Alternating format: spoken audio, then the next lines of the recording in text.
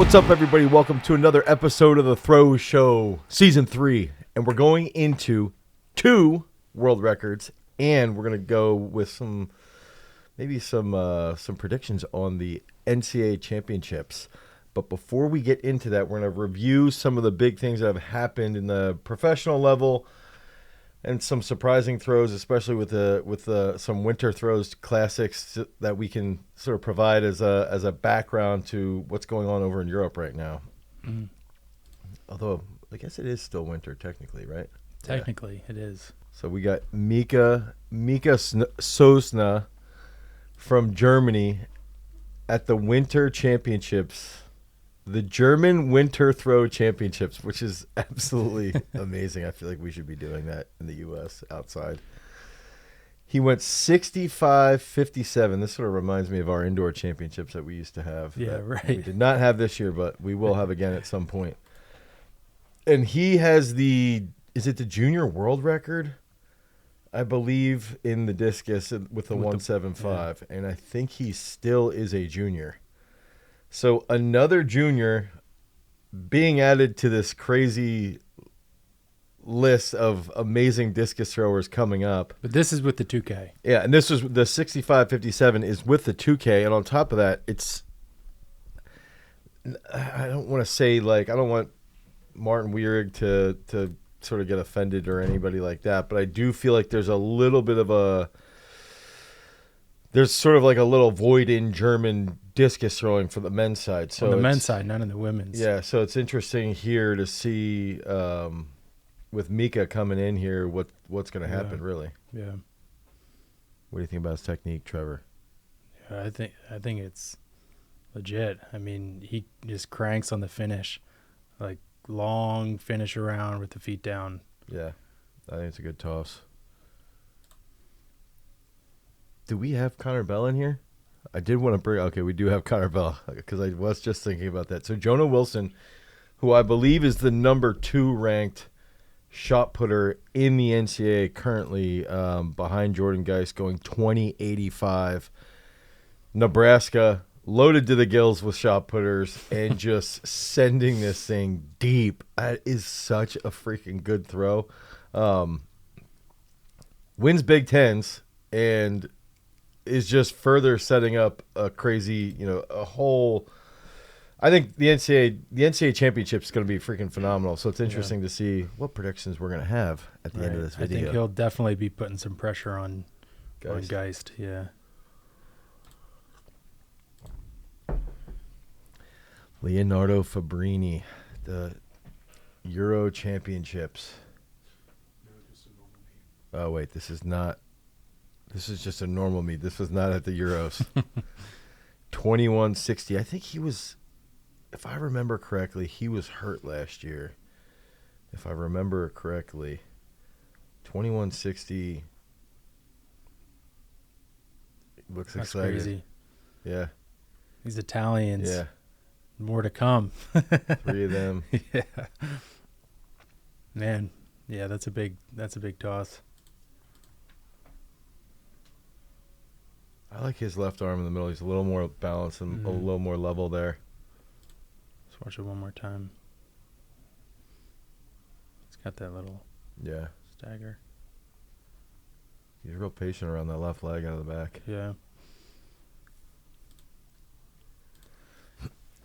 So this one, I think, might be the one that,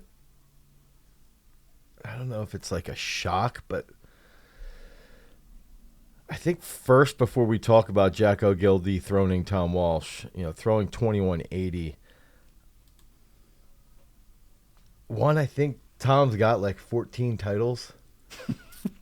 Also, Jacko is extremely good, and I think that as we're talking about sort of dethroning the champ, Tom Walsh, he threw, dude, there was like 2, I want to say there was 2 rounds last year at the Commonwealth Games that Jacko was leading Tom, the first 2 rounds, if I remember correctly, until Tom went 22. So it's like,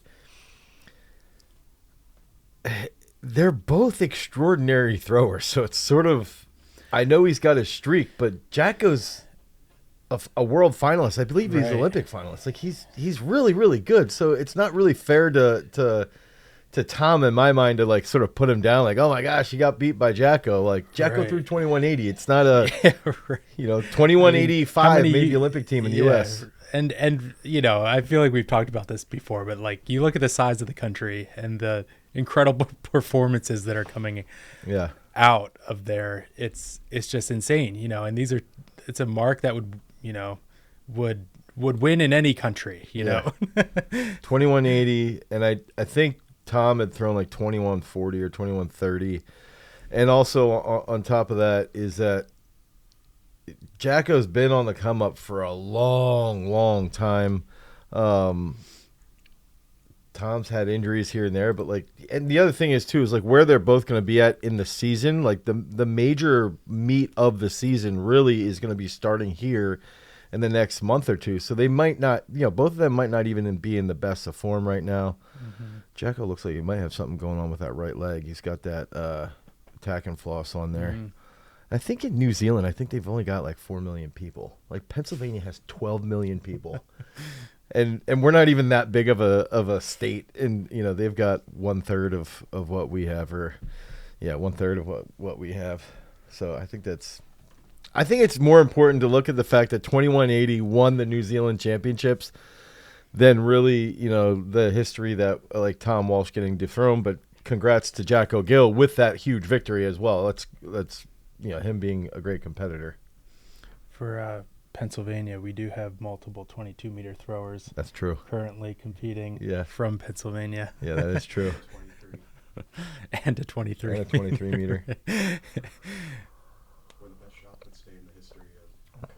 Well, we had Pennsylvania had, if I counted Tamand as a Pennsylvania person, because he has been here for 3.5 Does years. he have Pennsylvania citizenship? Yeah. We had half of the U.S. indoor final. Wow. We had Lucas, Jeff, Tamand, Geist, and Joe. So actually 5. 5 out of 8 of the U.S. indoor final were from Pennsylvania. That's crazy. Okay, so here's Connor Bell. Connor Bell, this I would believe, national record. Okay, so it's the national record in New Zealand, 66.23. Matty Denny, he actually went head-to-head with Denny here and beat him head-to-head. And this is a kid who, I want to say 2 years ago in 21, I think he threw 64. Last year had a pretty solid year as well, but this throw, 66.23, a little bit off of the world standard of 67 meters, but I assume he's likely going to be smashing that later on in this coming season. So, Yeah. and he's young. I want to say he might be 21 or 22. He's not old. So that's, New Zealand. What's crazy to me is I still remember the days of Jacko posting on like Facebook and on YouTube with his like wild training stuff. And, in all reality, because I think Jacko now is like 27 or 28. Someone like Connor Bell might actually be of that influence. Like he might have seen Jacko growing up, seeing him doing those things. And that could be at least partially why he might be throwing. Jacko's training impacted me when I was throwing, Yeah.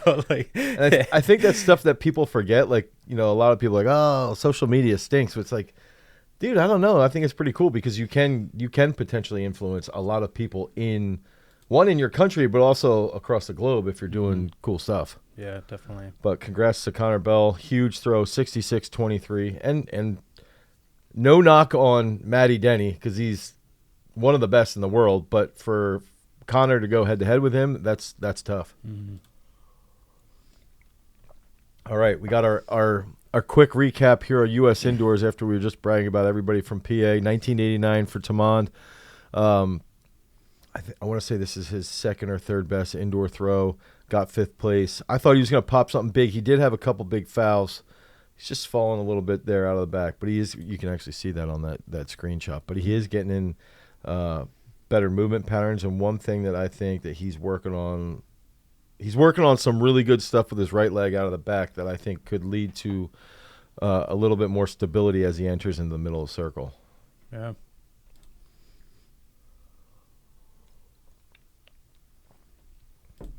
Joe, 2155. So, Kovacs 2155 at Nationals.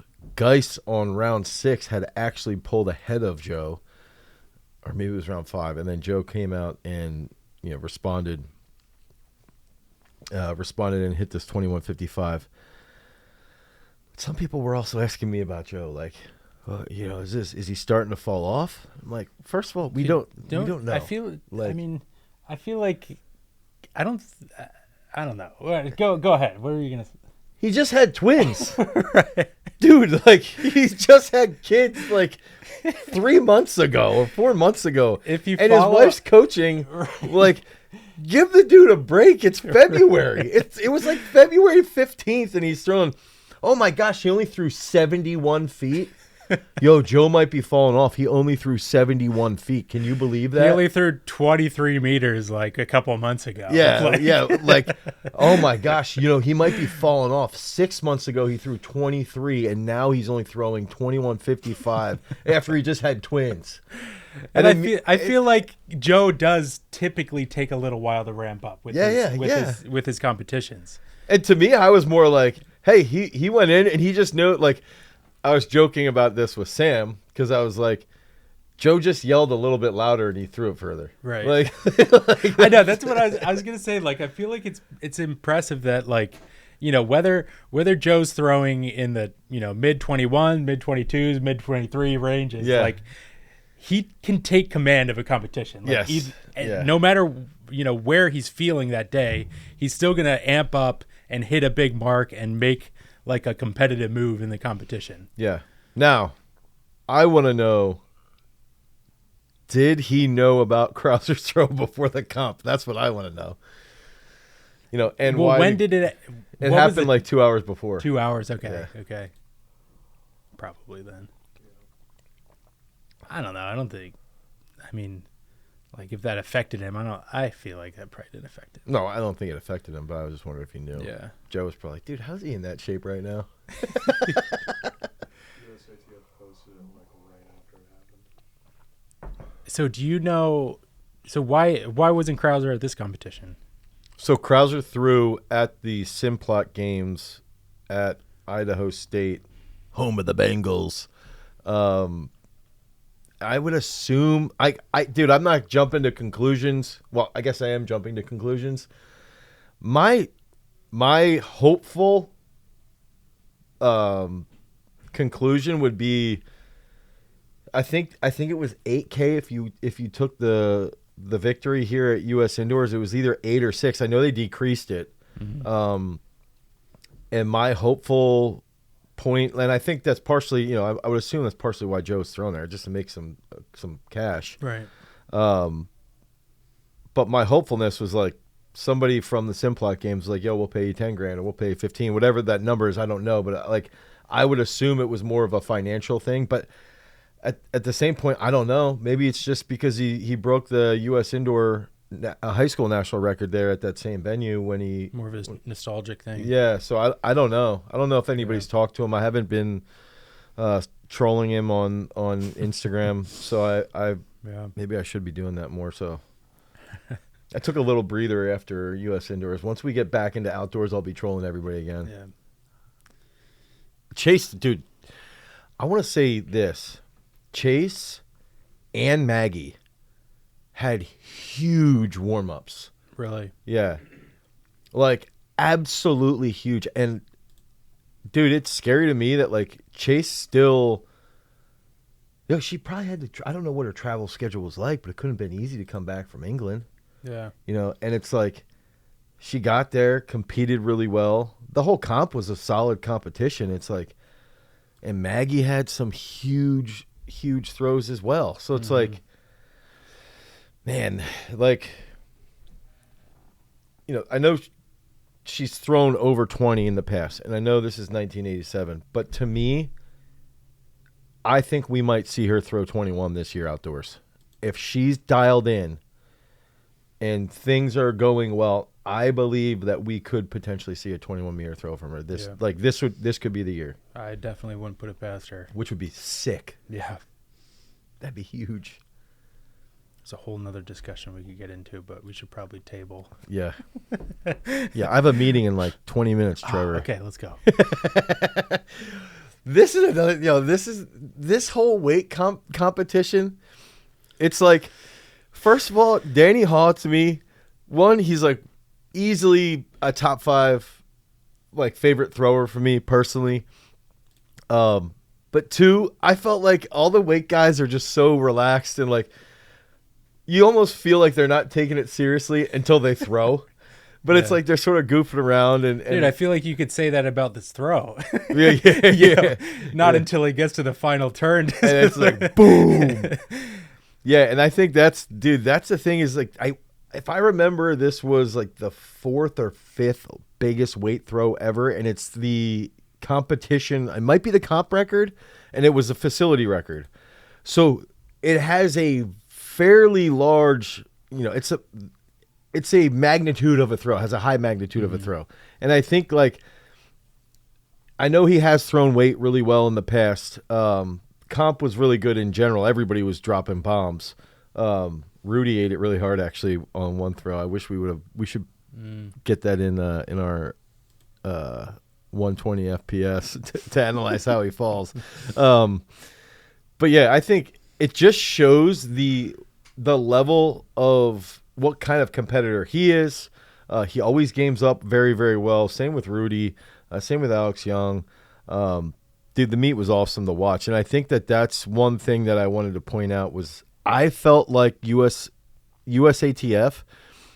did an absolute disservice to the throws. Like a horrific disservice. Throw them in the corner, barely introduce them, put them, hide them behind this giant pad wall that nobody could actually see. But when they were competing, it brought a lot of energy to that area. And you could almost feel there was one of the best long jumpers in the country was coming over like, what's going on over here and watching. And it's like that's what I thought was cool about it. Yeah, that's cool. Yeah, that's massive. What's this next throw? Oh, here we go. So this one is Zane Weir going 22 plus. Zano. That's massive. Big. Jeez. It's almost weird. It's like right when his right hits, he sort of collapsed a little, but then he sits and then smashes. What did Chubby Diamonds throw here? I think he didn't have a great performance. His right leg, his sweep is real interesting there. It's like low the whole time. Yeah. He's got that. See that? It's like really low. Right. That's a good angle. And he's like, if you watch his upper body, he's like pretty bent over his right in the middle. His like right knee, right foot in the middle. Mm-hmm. And I think like if you see even like how that sets up his like release angle almost, it's like bent over in the middle, really high release angle at the finish. Yeah, so he brought home the Euro Championship, and then, man, I think Philip got third if I remember correctly. This is like, okay, so I just want to say that Zane Weir's technique with his right leg, if I could put like to me, that's the right leg that Dr. B really, really liked. Like Dr. B would talk about that. And I know that Zane and Leonardo have always pretty much started off with that sort of like a Stipe start or a Tom Walsh start as well.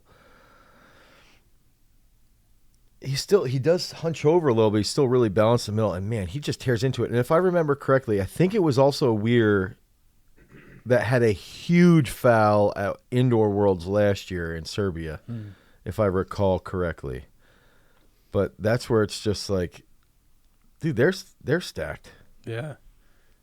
All right, I got a comment below question. What shot putter, 22-meter shot putter, has the lowest BMI.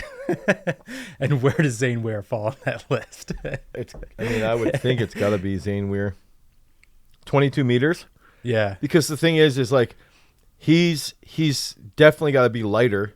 Right. You know, you look at like Josh Awatunde or going down the list, like guys that are active right now that have thrown 22. Darrell's leaning out, but he's still going to be heavier weight wise. Well, I mean, even, just your muscle mass is going to add is going to drive your BMI up. Yeah, I would say he would have the lowest BMI score probably. What a weird. That's like I think it was Veston said to me one time that he thinks Simon Peterson has the worst bench out of anyone that's ever thrown like over 65 meters. Like I don't know if he had benched 182 yet when he threw that. And it's like those are funny, those are good little, it's just like interesting little things, yeah. Yeah, that's what I was thinking. Timmerman, where he but he was still heavy though. He was still like close to 300 pounds. I don't know. Timmerman was? Yeah, I thought he was. Dude, Really? I'm pretty sure he was at least 130 kilos. How tall was he? He was like, he was tall. Okay, but Oh, look it up. here it is. Dude, this is First the 26-meter throw of the short-range throws ever. the short range. The short-range throws. Short range Shot him throws. weight. Yeah, that's great. It's just like, just looking at the number, it's Yeah. just an interesting It's number. so far. It's just like, Well, and when you were watching it, it was like, man, that thing's going. When's it gonna? It was like you were watching, like it just wouldn't come down. yeah.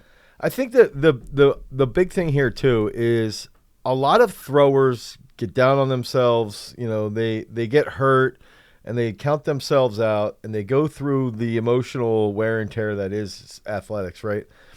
Deanna didn't have the best of like the last 2 years, pretty much. I mean, 21 after she won the world title in 19, 20 happens, 21 she didn't do as well as she wanted to. She was banged up. She was hurt. She's dealt with a lot of different surgeries and injuries.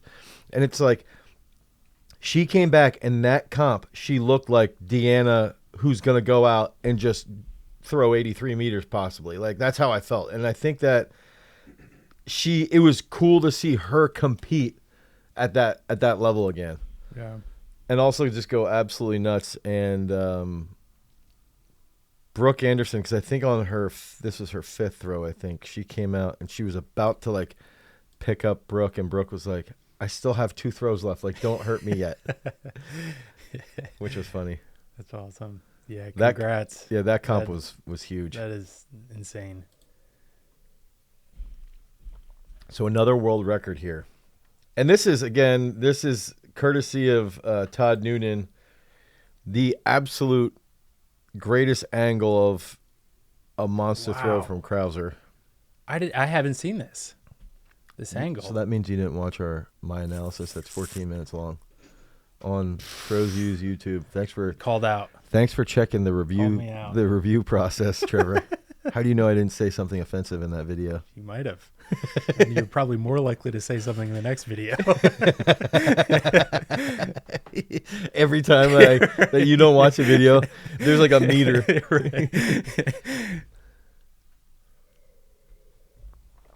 So I spent, oh my gosh, it's like I bet you I watched this throw. I couldn't tell you how many times on my phone, just scrubbing it back and forth, but then looking at every single position, seeing some things that he does out of the back, seeing his sweep leg. I think there's something to be said too, also with how his left leg gets to the front and how his left leg grounds bent, like super, super bent. And then it grounds bent, which stretches the quad like crazy. And then as he transfers into it, it extends, but he stays down. So it's really interesting because he gets this crazy stretch on the quad, which leads to a big stretch across his abs into the chest. And that, to me, further potentiates his finish.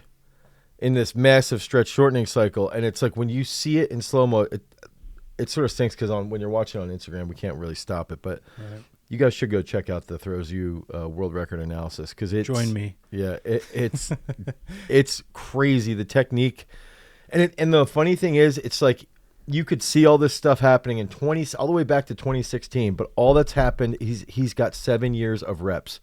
High school throwers take thousands and thousands and thousands of reps. That's what is going to lead with that. Dude, his technique's basic. It's simple. It's just the same thing over and over again. He's not doing any fancy movements. He's doing consistent, simple movement. Yeah. When would have we ever predicted that the all-time world record would have came indoors? Indoors? I never predicted that. No, I mean, I don't know who, like, it's wild. I also just felt a personal attack from myself because I said it's basic, simple movement, and meanwhile I have Lincoln trying the cyclone technique. Yeah, let's rewind to the whole discussion we had last week. Or 3 weeks ago. Jeez. But yeah, that throws. And what is he going to throw outdoors? Is he going to throw deeper? I mean, probably. I mean, yeah. I mean, why not? Yeah. Man, that's far. Do you know if he did he fool around with his slide at all in this competition? Or was it all that? I think was his first throw. Okay. So I think it was all off of this.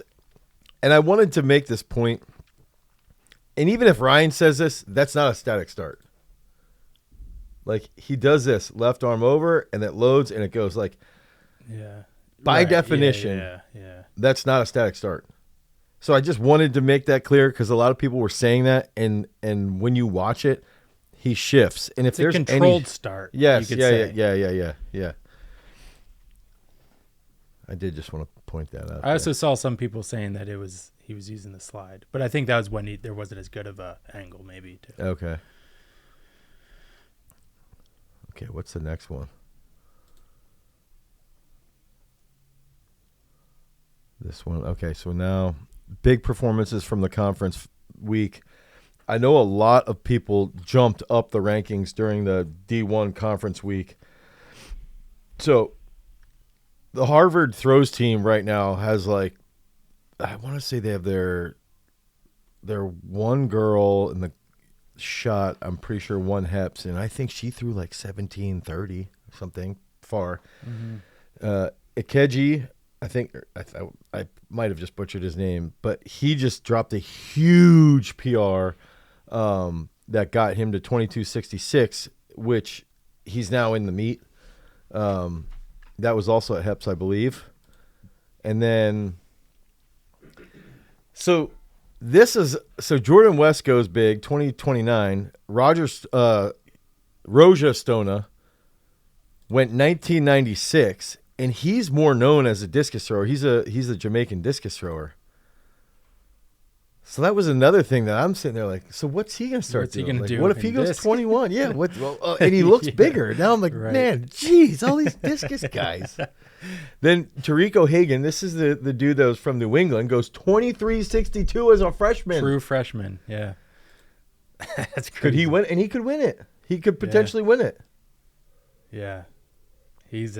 Because at that age, too, like, you don't feel pressure. You're just excited to compete. Axelina Johansson, 1908. And that's going to bring up your in date. You know, it's like, and she's dropping bombs. Mm-hmm. Hannah Hall goes 1752 with the ACC title. It's just every conference. And I'm pretty sure Van Dalen, I thought this was a pretty big PR, too. I could be wrong. But she popped off too. That's, good, smooth, easy toss. Yeah. Man. Jeez, so Shelby Frank. Yeah, I did see this actually. 24. Bomb. Carries that. That's it. Yeah, so I'm sort of interested to see how everything plays out. And I always, like, conference weekend is like, I don't know, it's just crazy intense. All right, let's get into You want to pick just the champion? I mean, yes, there are two. I mean, there's by no means like,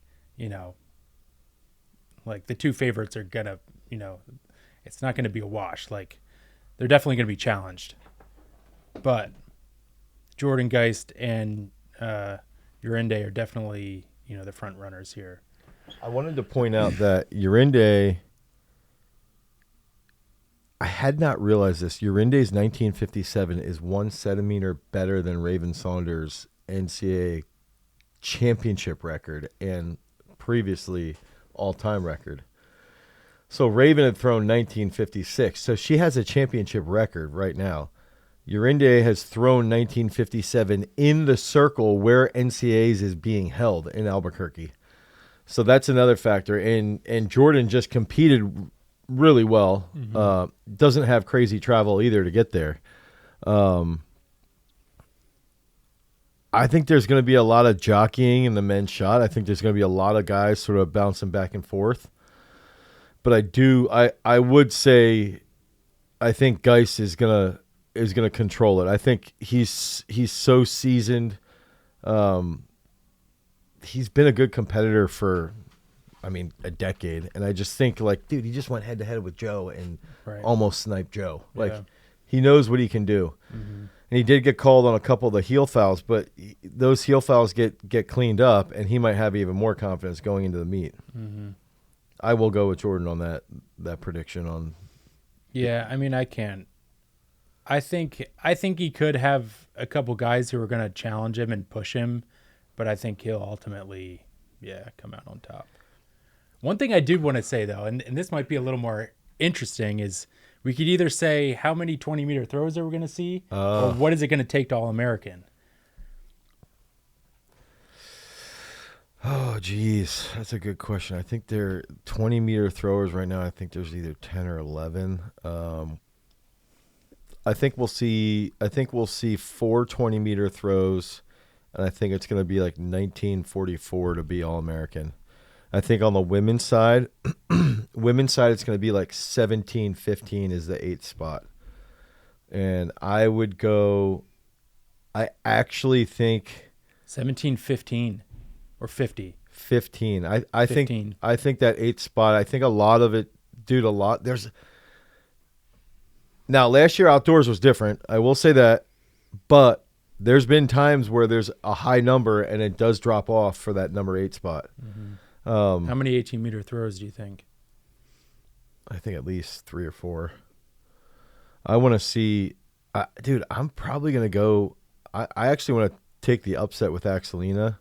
I think she could just catch one and really smash a big throw. Urinde could too. Dude, the other one that we're not talking about is Adelaide's in there, and she hasn't had a good season. But she's a gamer. Thrown 1965 or 1964. So we have no idea what she's going to pull out. Jelani from Ole Miss, she's another girl that could pop off and go 19 plus. Like there's a bunch of really good throwers in here, so I wouldn't be surprised. I guess that would be my prediction there. I'm going to pick the Nebraska girl. Yeah. Yeah. I think I'm still going to go with Urinde.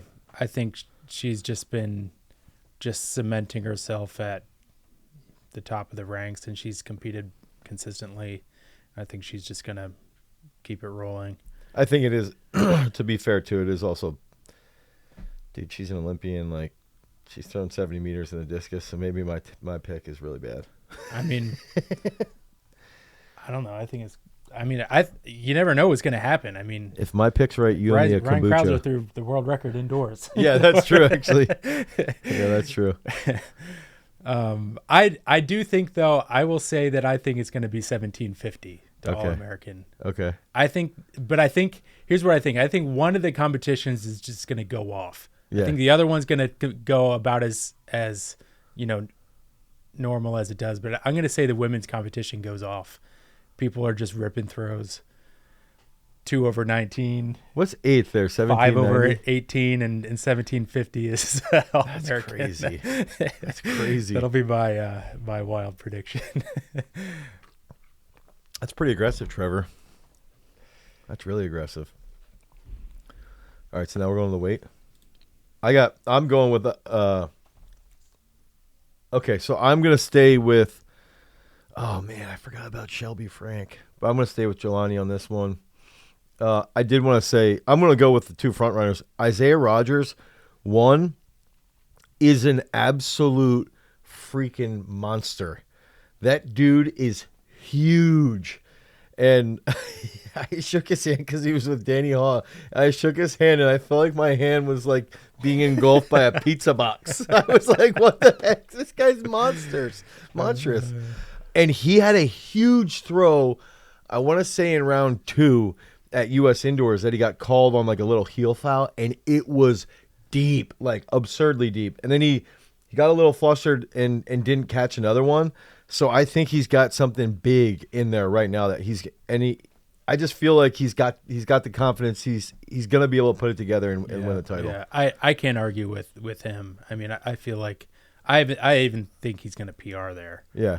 Like, and I'm just gonna stay with Jelani Davis because I think she's an absolute beast as well.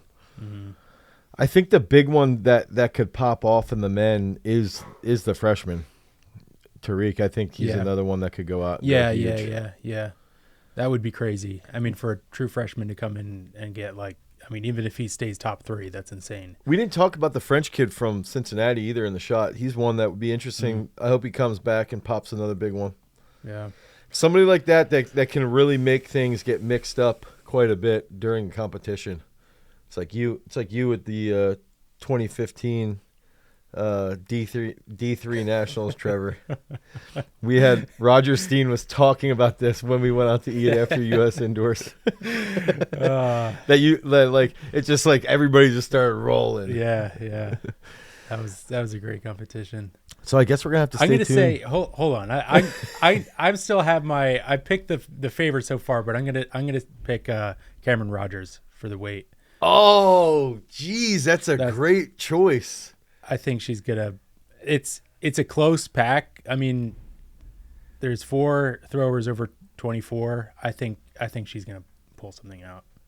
Man, now I'm like really second guessing myself, because the other thing is like in a comp like that when everybody's so tight, if you're all within like a meter, it's gonna come down to like whoever is like in my mind like stoic, dude, and she's that competitor. Yeah. Dude, she's a world medalist. Yeah.